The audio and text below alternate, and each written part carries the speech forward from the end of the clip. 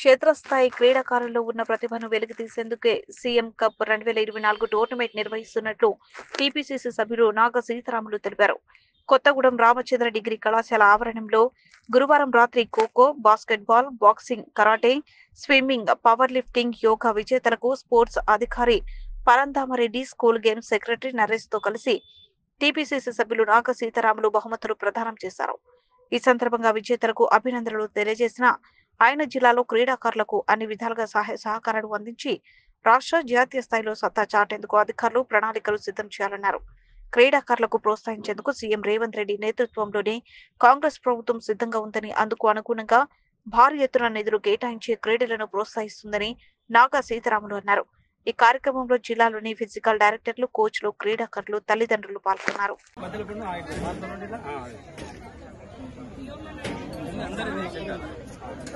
under 14 boys